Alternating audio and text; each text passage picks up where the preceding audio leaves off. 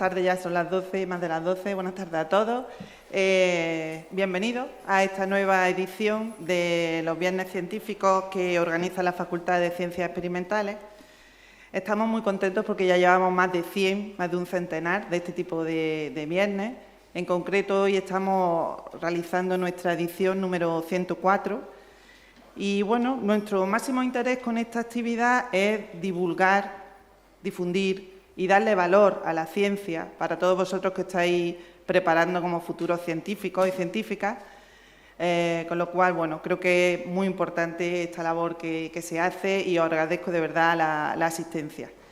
Me gustaría también disculpar al decano, el principal responsable de nuestra facultad, pero es que, bueno, por motivos de su agenda está hoy en Sevilla y no puede acompañarnos. Paso ahora a presentar a nuestra ponente de hoy. La doctora Azucena González Coloma es investigadora científica en el Departamento de Protección Vegetal del Instituto de Ciencias Agrarias del CSIC en España y es la responsable principal del grupo de bioplaguicidas del Consejo Superior de Investigaciones Científicas. Su línea de investigación, de la que nos va a hablar hoy un poco, se centra en la producción biotecnológica de bioplaguicidas, botánicos y fúngicos. Entonces, desarrolla esta investigación a partir de flora de diversas regiones de España y también de otras partes del mundo, así como utiliza residuos agrícolas, ¿de acuerdo? Tiene un grupo de biotecnología multidisciplinar, por eso esta charla también veréis que tiene ese aspecto multidisciplinar que integra distintos ámbitos de conocimiento, ya que, bueno, pues realizan los cribados e identifican los metabolitos que tengan efectos pues, antifúngicos o nematicidas. Pero también explora el mecanismo de acción, hace estudios de relación estructura-actividad, incluye la producción biotecnológica y biosostenible de esa biomasa que pueda ser de interés. Bueno, su currículo es muy amplio, tampoco me voy a extender, pero decir que tiene más de 180 publicaciones en revistas internacionales de alto prestigio, ha firmado 10 patentes, ha dirigido más de 15 tesis doctorales, etcétera. Y, bueno, ha liderado numerosos proyectos de investigación del Ministerio y de otros órganos. Y, en concreto, ahora mismo tiene un proyecto europeo, ¿de acuerdo? Es la líder de este proyecto europeo, que está trabajando en biopesticidas basados en residuos agrícolas. Bueno, pues con todo eso creo que he dado un poco el perfil de la persona que nos acompaña, que tenemos la suerte que nos acompañe. Le agradezco que esté aquí en la Universidad de Almería y os dejo con ella para que nos cuente toda su investigación.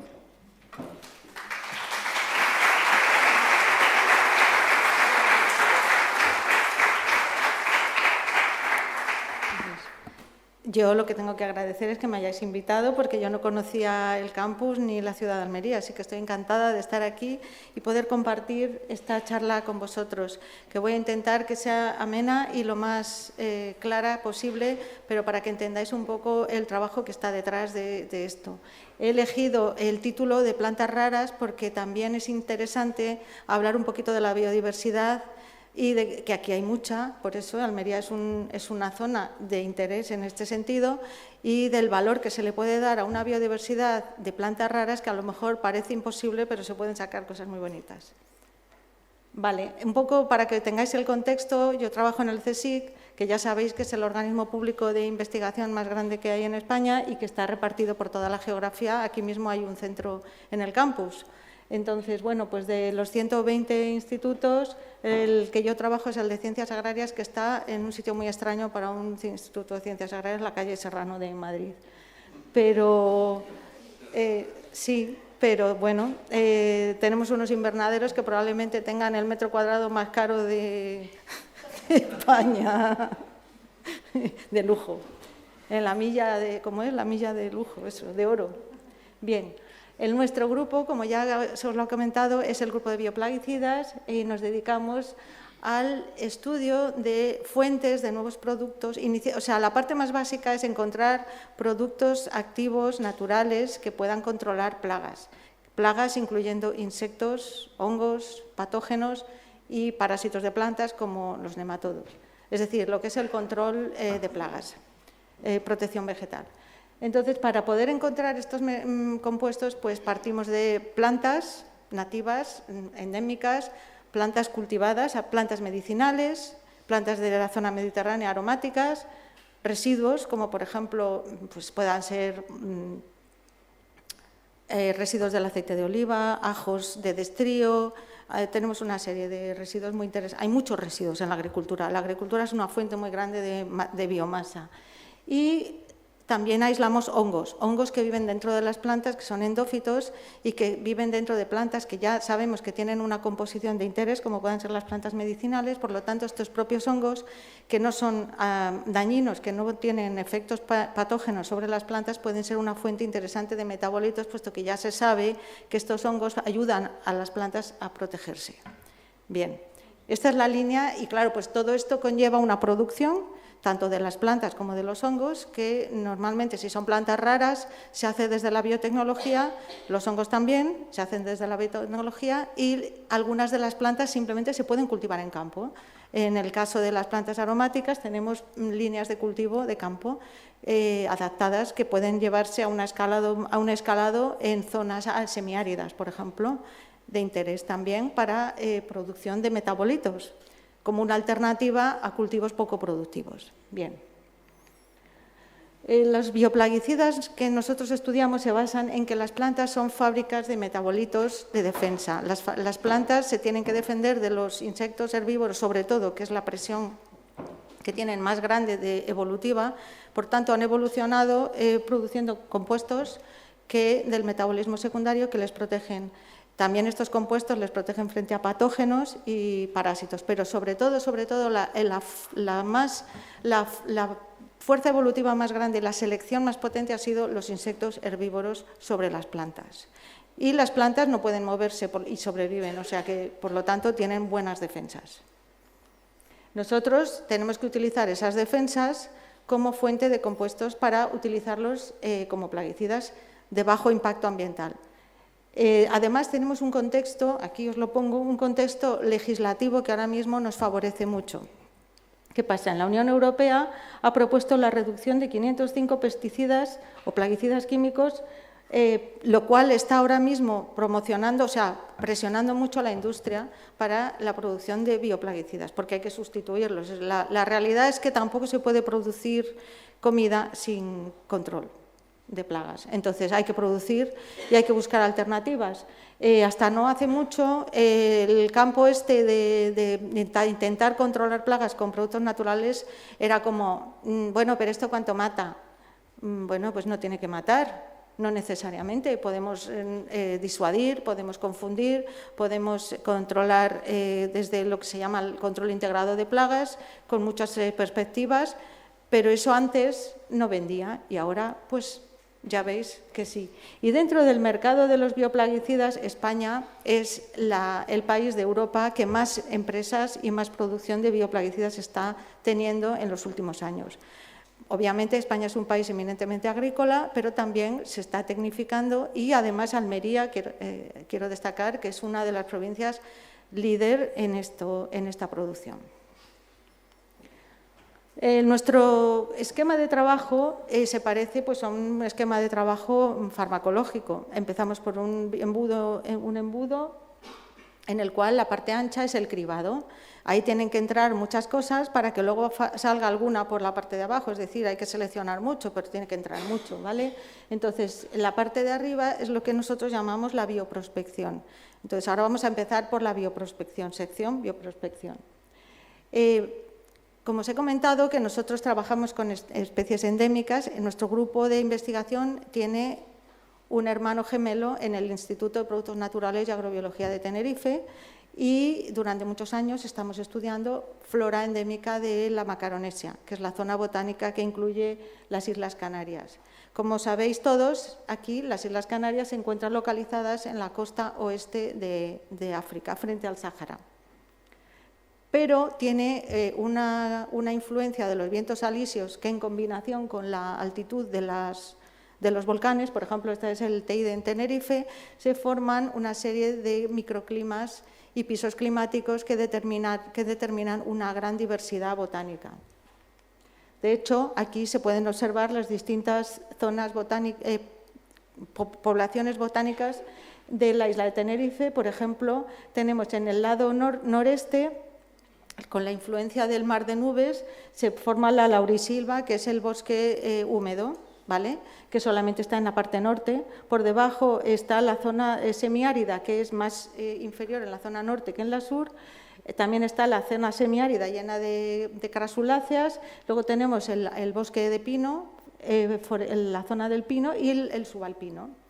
Entonces, tenemos una serie de pisos climáticos y pisos botánicos.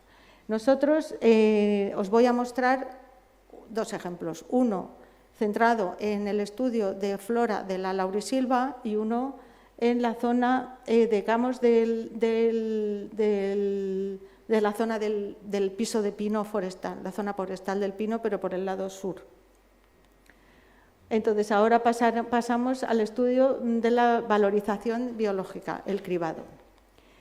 Para hacer la valorización biológica tenemos que testar, cribar frente a dianas. Estas dianas que utilizamos son los hongos fitopatógenos, Botrytis cinerea, Alternaria alternata y Fusarium, que son hongos fitopatógenos que causan daños en los cultivos. El nematodo fitoparásito modelo que utilizamos en el laboratorio es Meloidogine javanica, que es un nematodo muy dañino que ataca todas las hortícolas y que es un formador de nódulos en las raíces. Es una plaga, una enfermedad, mejor dicho, grave del tomate, por ejemplo, que es un problema importante porque cualquier método de control que existía para el meloidogine era el principal, imaginaros, era el bromuro de metilo en el suelo. Como podéis imaginaros, el bromuro de metilo hace ya tiempo que no se puede utilizar. Entonces, realmente las alternativas químicas son pocas y muy limitadas y las que se están utilizando están en fase, como si dijéramos, de prórroga para eliminarse. Por ejemplo, el metansodio, que es digamos, un método muy drástico de desinfección del suelo. Por lo tanto, ahora mismo, pues, cualquier alternativa que se encuentre de control de meloidogine y similar, el género meloidogine, que es muy dañino, pues están muy demandadas, ¿no? En cuanto, parece mentira, pero los insectos se están volviendo otra vez un problema muy grave, ¿vale? Hay muy pocos insecticidas ahora mismo eficientes y que sean compatibles con la legislación. Nosotros en el laboratorio tenemos modelos que criamos con cría continua para tener siempre una disponibilidad de poblaciones homogéneas para nuestros ensayos. Estas poblaciones incluyen una oruga, un lepidóptero generalista que come de todo, que se llama la rosquilla negra, que es Spodoptera litoralis, que la habréis visto en las lechugas en miles de sitios, y se lo come todo, todos los hortícolas, y le da lo mismo, hasta se come el papel de filtro. Y luego tenemos dos modelos de pulgones. Los pulgones son chupadores, son unos insectos que viven del floema de las plantas, pero son muy malos porque transmiten virus vegetales. Entonces, aparte del daño directo que puedan ejercer sobre la planta, tienen un daño muy importante indirecto, transmitiendo virus. Y tenemos dos modelos, uno de hortícolas, que es Mythus persicae, y uno de cereales, que es Rhopalosifum padi. Ambos muy importantes, son plaga mundial y ya os digo que transmiten los virus. Hemos incluido un ácaro, que es una garrapata que se sale del control de plagas vegetales, pero que es un parásito, un ectoparásito muy importante y que cada vez tiene mayor importancia a nivel no solo de producción animal, sino de salud humana.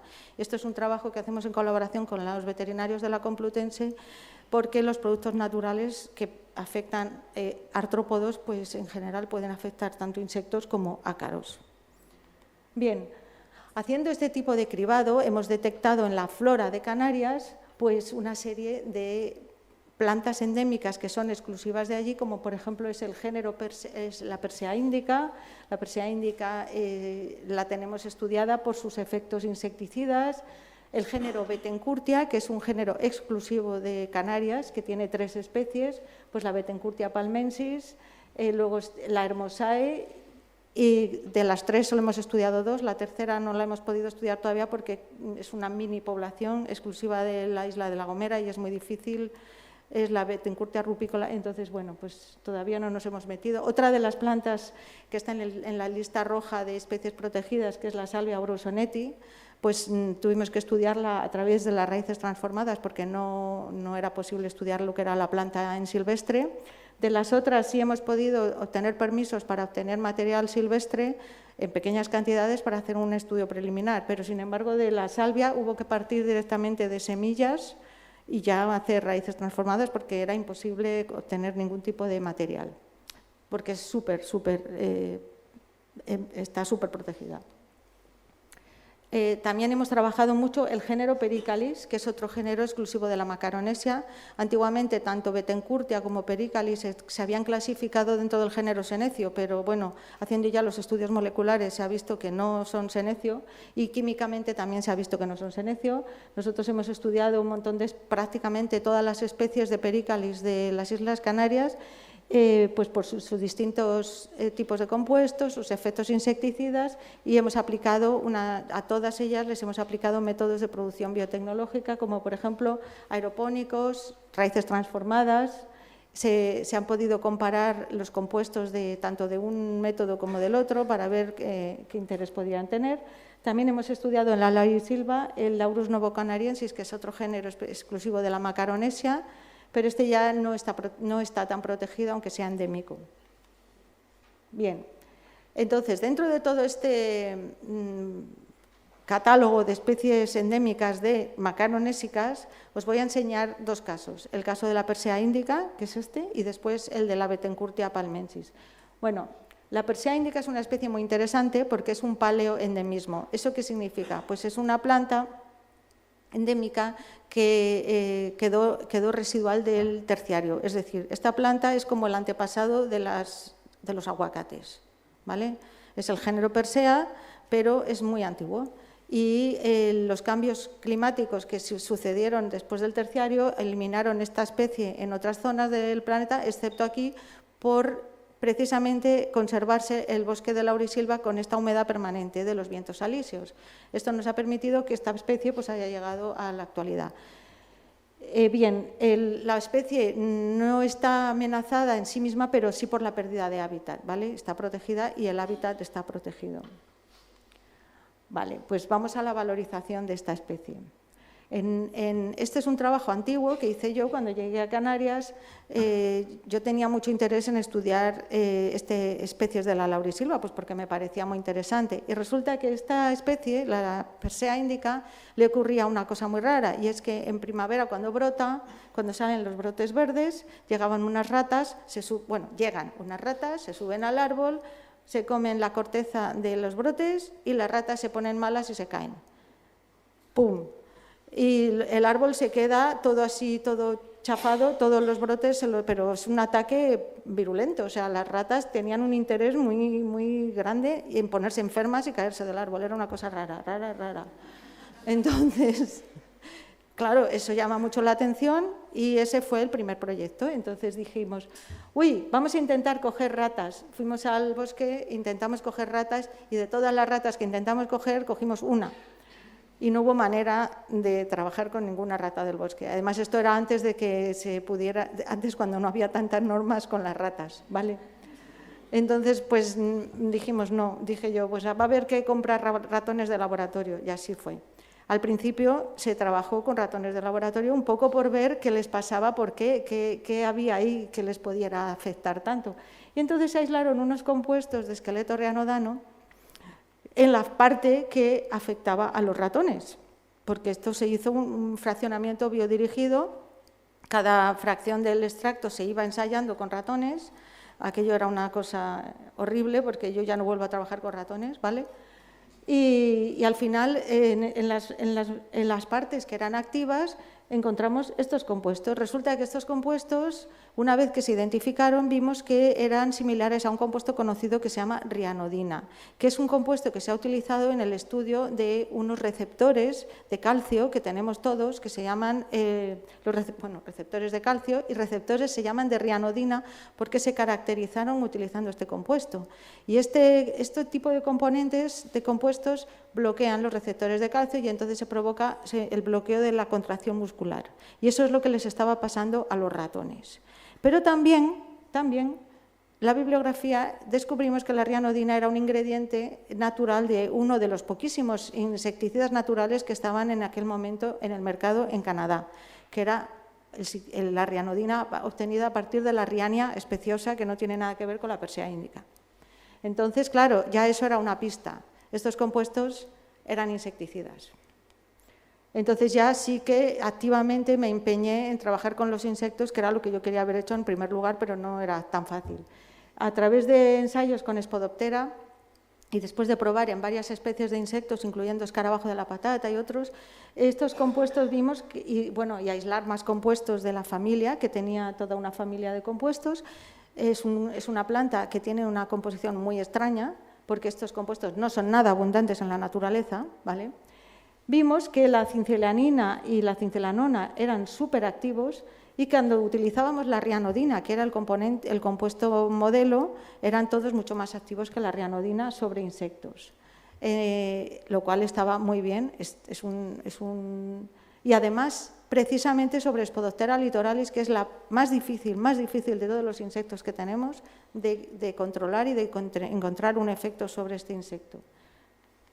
Bien, entonces las conclusiones del trabajo inicial fueron que en este trabajo se aislaron unos rianodanos activos, ¿vale? Tenemos una serie de componentes con distintas sustituciones y distintos patrones de estructural de moleculares que son más o menos activos. Y lo importante es que nosotros vimos que en ensayos de toxicidad selectiva, ¿vale? Y esto estaba propuesto por el profesor Cassida en California, los rianodanos que no son alcaloidales son mucho más efectivos sobre insectos que sobre mamíferos, mientras que la rianodina era mucho más tóxica en mamíferos. Por lo tanto, ya teníamos aquí un modelo de compuestos muy poco tóxicos en mamíferos y muy selectivos de insectos, que probablemente estén actuando sobre un receptor de insectos que sea similar al de la rianodina, pero no igual al de mamíferos. Con lo cual estamos ante un potencial de un insecticida natural muy bueno. Bien, siguiendo con esto, vale, tú tienes un árbol endémico de la laurisilva que produce un insecticida muy bueno. ¿Y qué? No vas a ir a la laurisilva a coger perseas, no puedes. Bien, entonces, pues ahí llegó el reto de que había que producir esto de alguna manera, para poder obtener estos compuestos, si no, no valen, bueno, sí, como conocimiento está muy bien, pero nada más, vale. Producción biotecnológica. Entonces, hace poco hemos por fin podido terminar el trabajo que nos ha costado mucho de la producción sostenible de Persea indica. Bien, en un inicio se intentó hacer raíces transformadas con Agrobacterium, pero al ser una leñosa no nos resultó bien, se oxidaban enseguida, tampoco insistimos tanto, ¿vale? Porque al mismo tiempo habíamos hecho el cultivo aeropónico, que consiste en poner las plántulas en un recipiente en el cual las raíces no tocan el agua y tienen un spray de agua cada X tiempo con unos nutrientes. Y la planta respondió muy bien. Entonces, este sistema nos permitía obtener parte aérea y raíz, recolectar sin destruir la planta y al mismo tiempo poder estudiar las raíces, que de cualquier forma en silvestre nunca hubiéramos podido mirar las raíces de la planta. Y nos funcionó tan bien que, bueno, pues realmente merece la pena decir que la producción biotecnológica de Persea debería de hacerse pues con un método así, que se puede hacer a nivel comercial, a escala comercial. Ahora quedaba valorizar, ver si estas plantas aeropónicas realmente eran igual o servían como las plantas en silvestre, claro. Entonces hicimos el estudio de los compuestos presentes en las distintas partes de la planta. Se comparó el tallo y la hoja silvestre con el tallo en aeropónico, la hoja en aeropónico y la raíz en aeropónico. Entonces hemos visto que hay bastante diferencia. Yo creo que la diferencia más bien se debe al estado de madurez de la planta. Es la teoría, claro, porque estamos hablando de que tenemos unos arbolitos inmaduros en aeroponía y un árbol maduro de 20 metros en el bosque. Entonces, bueno, pues el árbol lo que vemos es que el árbol, toda la diversidad química de rianodanos la ha llevado a un producto final, que es la barra amarilla, es decir, el epirrianodol, que es el más abundante realmente en el árbol, es que es prácticamente el único que se detecta mientras que en las hojas el epirrianodol es mucho menor. Es decir, ya tenemos aquí un dato importante. Los tallos verdes acumulan mucho más rianodanos que las hojas. ¿Será esto por lo que las ratas van al tallo? Pues no lo sabemos, pero las ratas van al tallo. Y vimos que en el sistema aeropónico el tallo tenía mucha más diversidad de compuestos, siendo el epirrianodol poco abundante, en la hoja prácticamente nada y un poquito en la raíz. Es decir, la planta inmadura todavía está sintetizando, o quizá la ruta metabólica está todavía pasando por los distintos derivados sin acumular realmente el epirrianodol. Esto quizá habría que comprobarlo pues haciendo unos subcultivos durante tiempo, ¿vale? Que no es fácil. Cuando hicimos los ensayos de actividad, comprobamos que en aeropónico el tallo es el más activo, como era de esperar, y en silvestre también. Lo que pasa es que en silvestre, curiosamente, las hojas también tenían actividad, mientras que las hojas en aeropónico tienen muy poca actividad frente a la Spodoptera litoralis. Volvimos a comprobar de nuevo que el insecto que más respondía a esta planta era la Spodoptera litoralis frente a las distintas dianas, incluyendo el nematodo. Es decir, ¿qué pasa? Sabemos que el tallo es el mejor, sabemos que en aeropónico, si queremos un extracto rico, activo, tiene que ser de tallo, y también sabemos que en silvestre la hoja tiene cosas que le dan actividad que no sabemos qué son. Bien.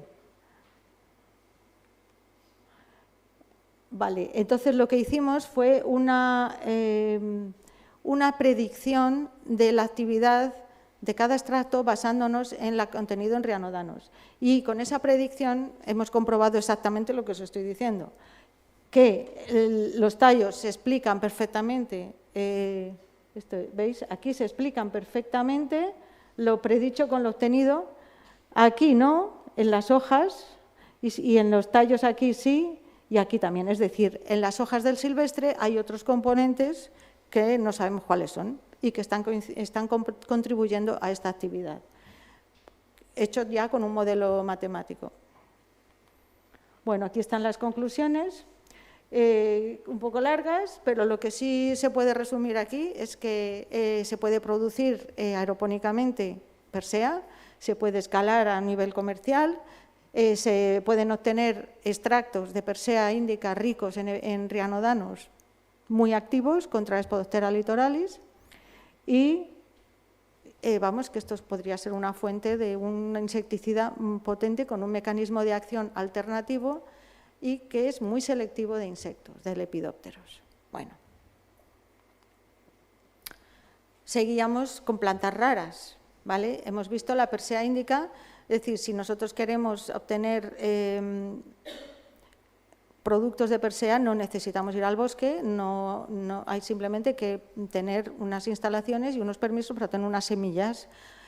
Por cierto, que no lo he comentado, pero sí hicimos un trabajo previo de estudio de la acumulación de rianodanos en silvestre y lo que vimos fue que no dependía de poblacional, porque se compararon poblaciones, sí dependía de individuo, es decir, es una información genética a nivel individual, es decir, que previo a un trabajo así hay que seleccionar individuos buenos que contengan rianodanos en cantidades significativas para partir de sus semillas y no partir de otros individuos peores. Vamos, que hay un proceso de selección previo que habría que hacer en este caso, ¿vale? A nivel individual, no a nivel poblacional. Bien, el género Bettencourtia es un género muy raro, que ya os dije, que se encuentra únicamente en las islas de Tenerife, La Gomera y La Palma. Son 3 especies y no hay más. ¿Vale? Esas son la Bettencourtia palmensis, la Bettencourtia hermosae y la Bettencourtia rupicola. La rupicola es la que es más pequeña de todas y está en peligro de extinción grave y se encuentra en la única población en la isla de La Gomera. Bien. Y la hermosae también se encuentra única y exclusivamente en La Gomera, mientras que el Bettencourtia palmensis se encuentra en Tenerife y La Palma. 2 islas similares en cuanto a climatología y orografía y tal.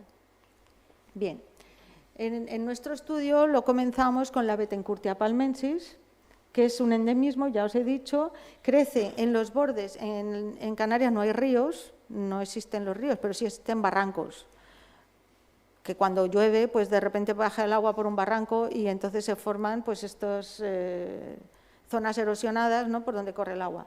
En las paredes del barranco, de los barrancos, como la inclinación, o sea, digamos que es muy fuerte, pues se erosiona bastante y quedan unas paredes donde a la Bettencourtia palmensis le gusta crecer ahí y como que es como colgante, ¿no? La biomasa es bastante grande y también, digamos, que se aprovecha un poquito de la poca humedad que pueda acumular el barranco. O sea, no es una planta que requiera mucha humedad, pero bueno, se aprovecha de las zonas de barranco. Nosotros, el primer trabajo que hicimos con Bettencourtia lo recolectamos aquí, en este barranco, que es el Barranco del Río, que lo hemos llamado la población 1, ¿vale? Está localizado en la zona de Pinar, en la falda sur de las Cañadas del Teide, y aquí veis cómo la planta cuelga de la pared del barranco. Allí se recolectó material silvestre inicialmente y se estudió del mismo modo que habíamos estudiado la Persea indica. En este caso, se aislaron este tipo de sesquiterpenos que se llaman sesquiterpenos de esqueleto silfineno. Estos sí se habían descrito previamente por Bollmann en el género Senecio y en algo así, pero muy poco. Tampoco son unos esqueletos especialmente abundantes y no son especialmente abundantes, menos en Senecio. Vale. Sí, el trabajo, que ha sido muy exhaustivo sobre esta planta, ha permitido el aislamiento durante los años de muchos derivados estructurales de los silfinenos. Entonces, la planta contiene dos tipos. Unos que son los sustituidos en C5 y C11 y otros que son solamente sustituidos en C5. Digamos que son como dos series, ¿no? Y se encuentran más abundantes en el Barranco del Río eran estos que estos. Cuando se estudió la actividad de estos compuestos y de estos extractos, vimos que eran muy, muy, muy efectivos sobre el escarabajo de la patata, que es un coleóptero, que es un insecto muy dañino en el cultivo de patata y que además es uno de los insectos con más resistencias conocidas a todo tipo de insecticidas. Da lo mismo, todos, incluido el BT, que es un insecticida biológico. O sea, es tanta presión que tiene esta plaga sobre la patata que le echan de todo y de todo resiste, ¿vale? Entonces es un problema. Entonces, estos compuestos lo que hacen es que le provocan una repelencia muy importante a la hora de atacar la patata, de manera que si tú tratas las patatas, las hojas con esto, el insecto simplemente no las come y o se va a las patatas del vecino o empieza a comer menos y las poblaciones van disminuyendo. Y de eso se trata. Luego hay una serie de estrategias que se llaman push-pull, que tú puedes poner el antialimentario en un sitio y luego puedes poner otras plantas trampa en otro lado donde atraigas la plaga para que luego cargártelas ahí. Eso se llama la estrategia push-pull. Esto serviría para la estrategia push-pull de este escarabajo. El caso es que una vez que establecimos la actividad de estos compuestos y como teníamos muchos derivados estructurales, vimos que, por ejemplo, las pequeñas sustituciones en la molécula cambiaban muchísimo la actividad, pero mucho, como por ejemplo un isobutirato nos aumentaba 10 veces la actividad del compuesto con el tiglato. Entonces, esto nos indicaba que el insecto es muy, muy sensible a estos compuestos y distingue, o sea, hay una interacción muy específica con estas estructuras. Estudiando un poco más y en colaboración con un profesor de la Universidad de Pensilvania, pues vimos que había una similitud estructural con la picrotoxinina. Él estaba muy interesado en los efectos de bloqueantes de receptores GABA como modelo de efectos sobre el gusto de insectos, porque una cosa es el receptor GABA en el sistema nervioso y otra cosa es que los insectos también tienen receptores del gusto que no están bien estudiados, pero que pueden influencian mucho lo que ellos deciden comer, es decir, igual que nosotros. Pero si un insecto herbívoro previamente, antes de comer, decide qué comer o no comer, es porque recibe una información química. Entonces, si nosotros le ponemos un bloqueante de esa información, no come. Y la hipótesis fue que estos compuestos bloqueaban los receptores GABA. Y esto se comprobó haciendo un experimento sobre neuronas de receptores GABA de cucarachas. Y cuando se estudiaron las interacciones con los receptores GABA de las cucarachas, se comprobó que efectivamente actuaba sobre los receptores GABA, pero lo más importante del estudio que se hizo en la Universidad de Pensilvania fue que las cucarachas que eran resistentes a insecticidas que actuaban sobre los receptores GABA a nivel neurológico sí eran sensibles a estos compuestos. Eso ya es un dato importante porque actuaron en otra parte del receptor. No sé exactamente en cuál, pero... Entonces, nosotros ya hicimos el estudio de los efectos y vimos que algunos coincidían exactamente con más efectos sobre la neurona de la cucaracha y otros menos, pero en general todos tenían efecto.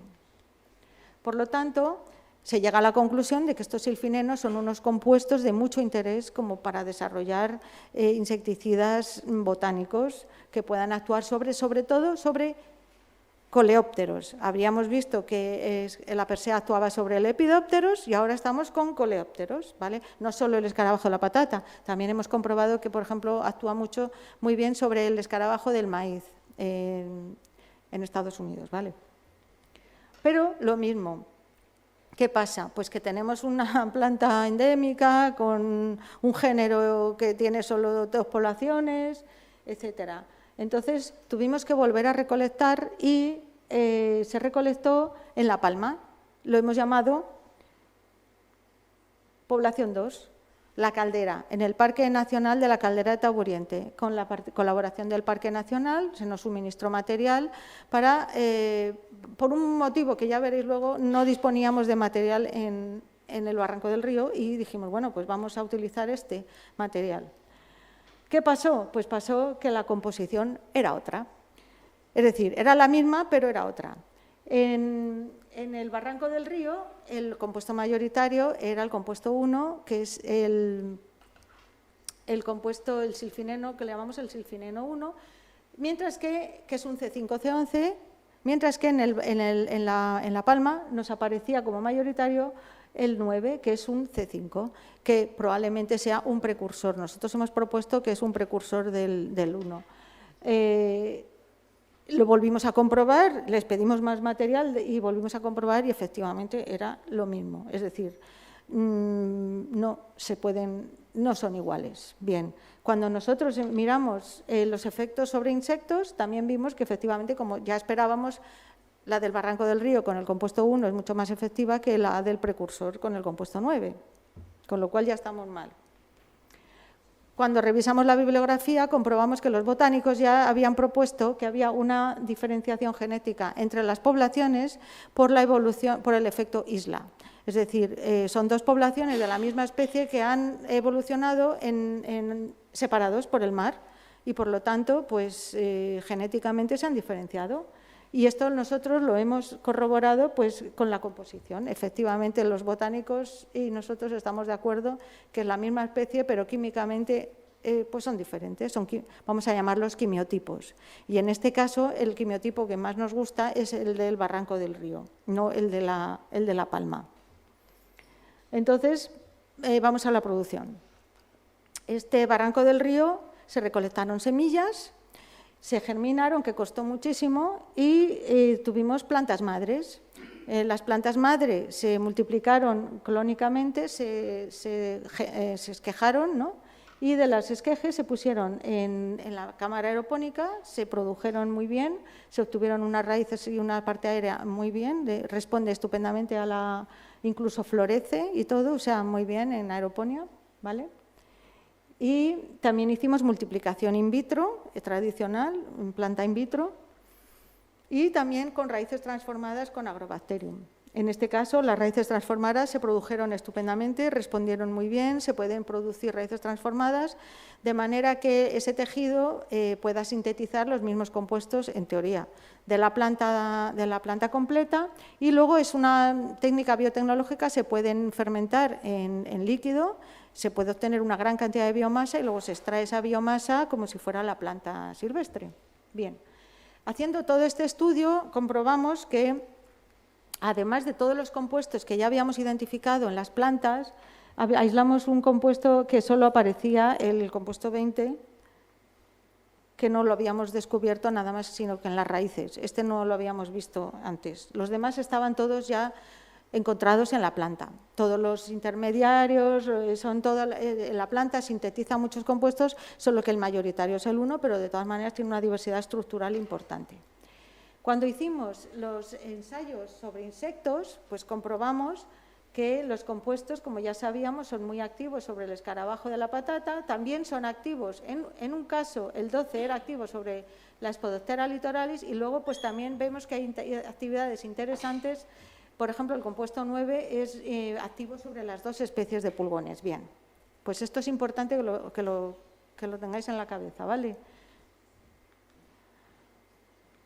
Entonces, se decidió pasar al predesarrollo. El predesarrollo fue pasar las plantas in vitro, en colaboración con una empresa biotecnológica que se llama Aleovitro, a cultivo de multiplicación in vitro, inmersión temporal para endurecer las plantas in vitro y ya pasarlas a invernadero. Todo esto siguen siendo los mismos clones anteriores, ¿vale?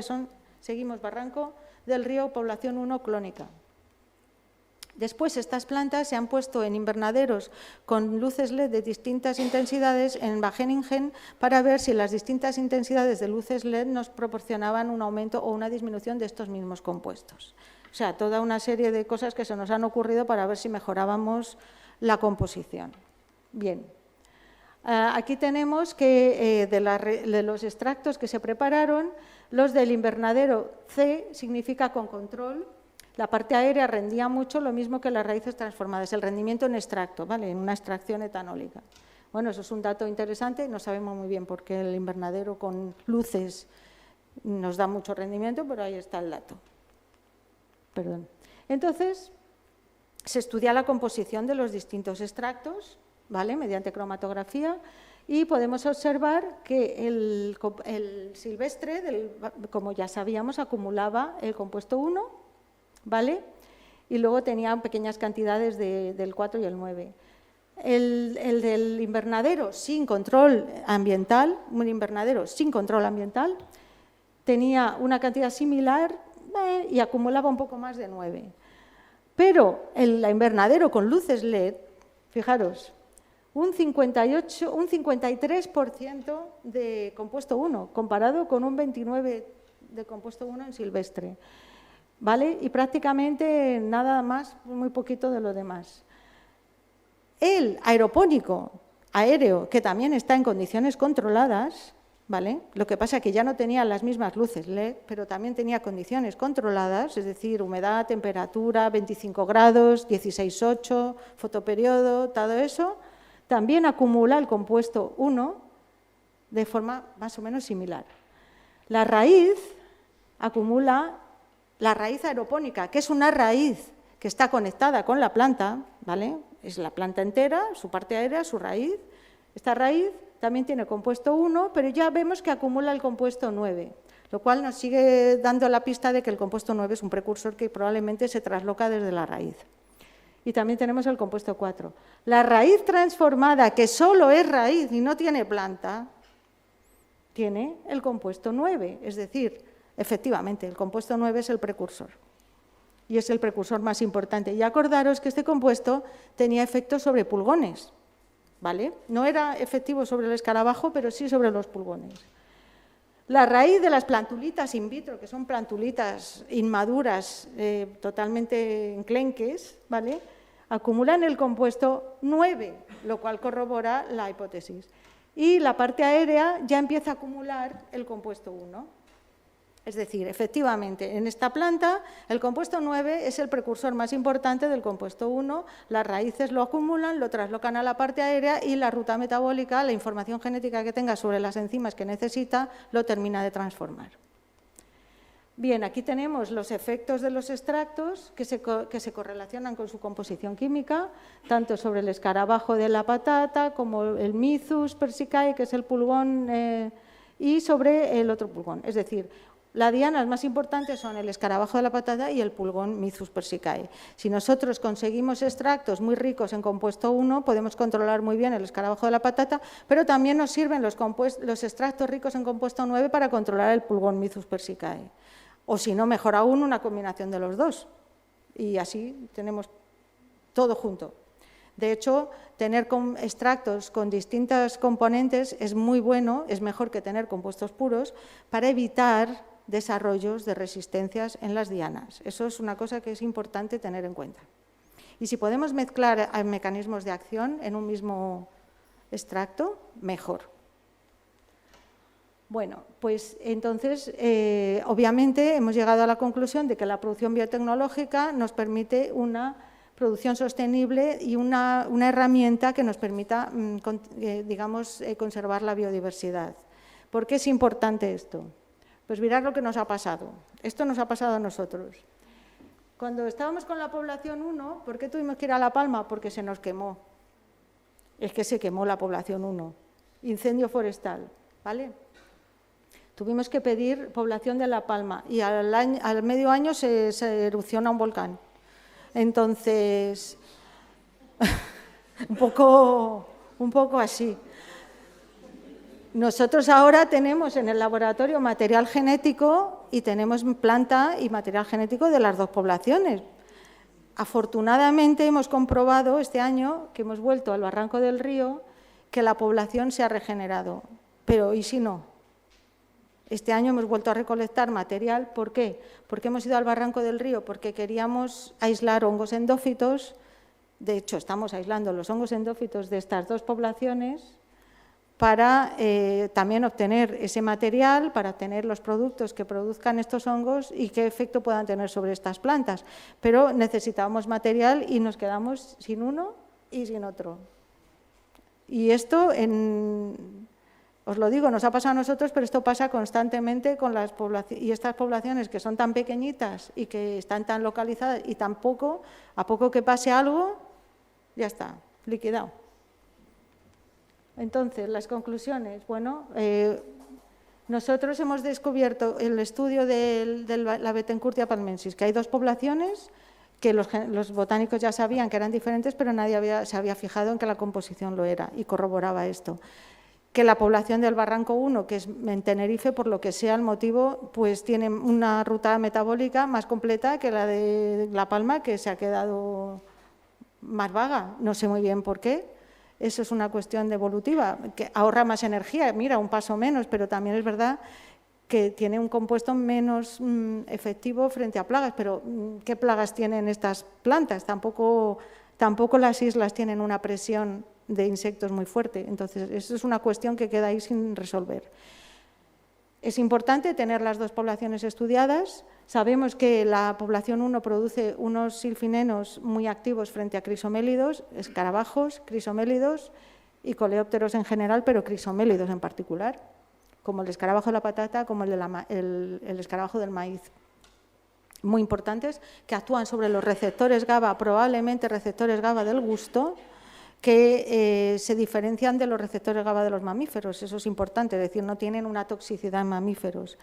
También nosotros hicimos un estudio entre larvas y adultos y vimos que, además de la repelencia, tienen un pequeño efecto tóxico posingestivo, es decir, que tienen un doble mecanismo de acción, probablemente neurotóxico. Y también es verdad que hemos puesto a punto herramientas de producción biotecnológica que nos permiten obtener biomasa de esta planta en cantidad suficiente, tanto de la parte aérea como de la raíz, aunque en este caso está claro que la parte aérea es la que interesa de verdad para producir extractos ricos en compuesto 1 o compuesto 9 para combatir este tipo de plagas. Y además, bueno, pues también tenemos disponible un material genético que de otra manera igual se hubiera perdido. Y nada más, aquí agradecer a los colaboradores, porque aquí tenemos la colaboración de la empresa Aleovitro, que trabaja con nosotros en la conservación y producción in vitro de plantas raras y endémicas. Otras plantas que tenemos en conservación es la Artemisia granatensis, y hay una serie de especies muy, muy importantes simplemente desde el punto de vista académico. También la profesora Kirsten Leys de la Universidad de Wageningen, que llevó a cabo los ensayos de las luces LED en esta especie y otras, pero que sí que es verdad que es muy interesante, abre una puerta a la producción en invernadero, que se puede producir perfectamente en un invernadero optimizando los componentes con control ambiental, que obviamente es necesario, puesto que es una planta endémica de Tenerife, no va a aguantar el frío, y con control de luces, ¿vale? Y ya pues el grupo de investigación del CSIC, tanto el de Madrid como el de Tenerife, todos nuestros doctorandos y técnicos de laboratorio. El grupo está compuesto por mí, por la doctora María Fe Andrés, la doctora Carmen Elisa en el IPNA, en Tenerife, y el profesor Juan Imperial, que trabaja en la parte de genómica y metagenómica de los hongos endófitos. Y bueno, si tenéis preguntas, pues aquí estoy.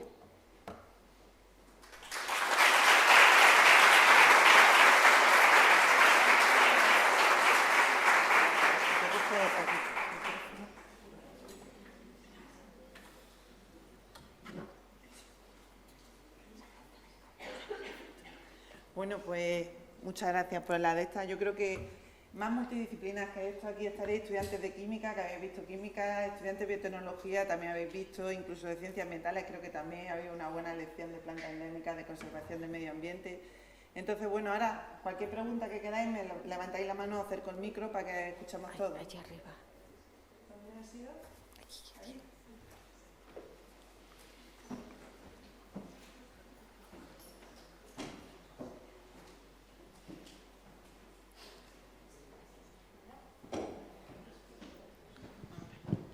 Hola.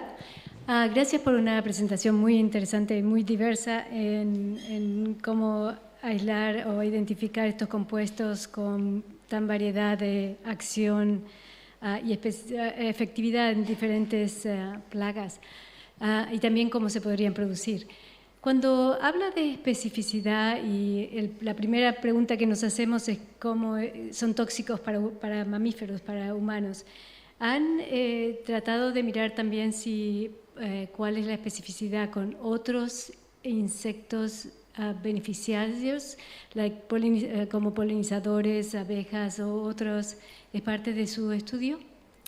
Bueno, en este caso los compuestos aislados no, pero los extractos sí los hicimos sobre abejas, que es complicado, ¿eh?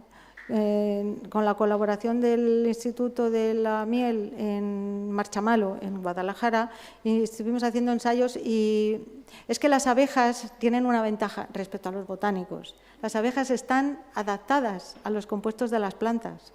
Entonces, curiosamente, las abejas, los compuestos de las plantas los resisten muy bien, mucho mejor que otros compuestos. Es una cosa evolutiva también. ¿Alguna pregunta más? Aquí.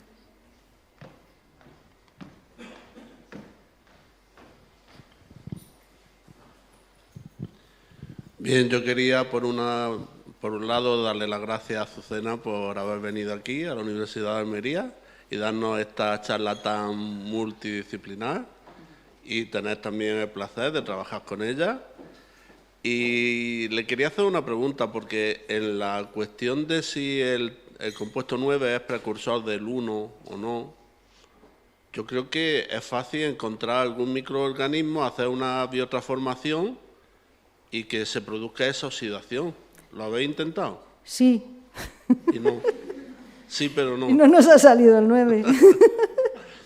A ver, es que claro, es complicado, son muchos microorganismos los que introducen grupos alcohol en sesquiterpenos en este caso y eso.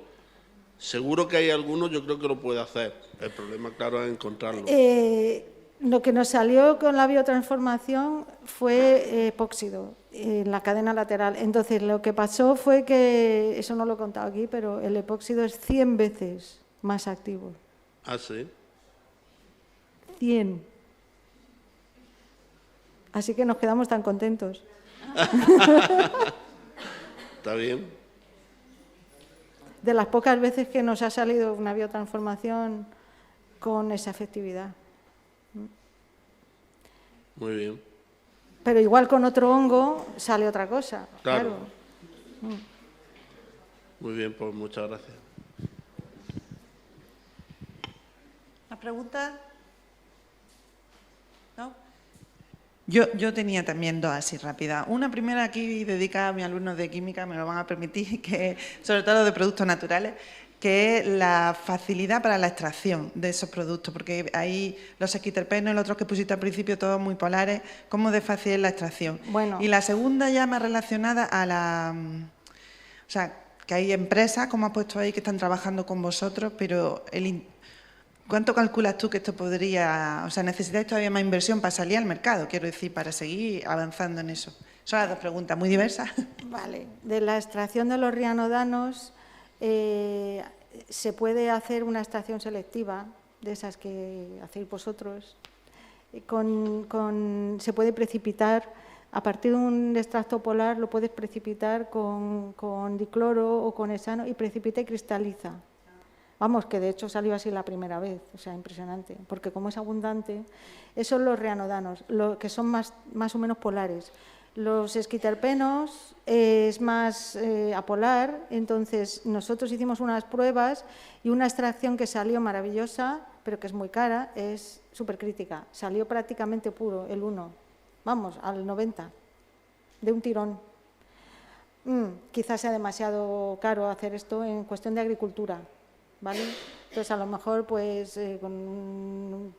en vez de hacer una extracción selectiva con acetato o algo así, se puede mejorar. Realmente no es tan complicado, porque son compuestos muy abundantes en la planta, ¿vale? La segunda parte. Bueno, a ver, las empresas, según qué empresas, se interesan ahora, por fin, por extractos botánicos, que, ojo, les ha costado. Entonces, no es tanto el extracto, la composición, tal. El problema de verdad que hay es el registro. Los registros en Europa están complicadísimos, porque para registrar un producto botánico te aplican la misma legislación que para un producto químico, cuando cuesta como 50 millones de euros. Entonces, ese es el cuello de botella, ¿vale? Más que nada es ese. Pero aún así, ahora mismo os puedo decir que Syngenta, por ejemplo, que es una multinacional, está trabajando con nosotros. Es decir, que ya si Syngenta se mete, pues algo hay, sí.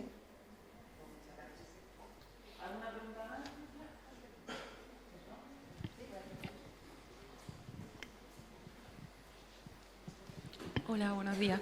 Mira, perdón, dijiste que estabais, que habéis cogido muestras de raíces para poder aislar hongos endófitos. No sé si tenéis algunos resultados previos. Tenemos muchos resultados, sí. De endófitos de la Bettencourtia, bueno, de las dos. En realidad hemos trabajado los hongos endófitos de estas dos especies, de la Persea y de la Bettencourtia. Hemos extraído los hongos del tallo y las hojas, y en el caso de la Persea también de la raíz, en silvestre.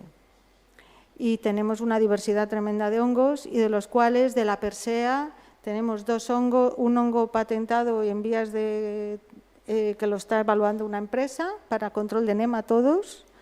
De la Bettencourtia tenemos un hongo publicado para el control de garrapatas con productos que sintetiza el hongo. Otro que está patentado, también evaluándose por una empresa, para control de nematodos. Y tenemos una tira enorme de otros hongos que están por ahí estudiándose.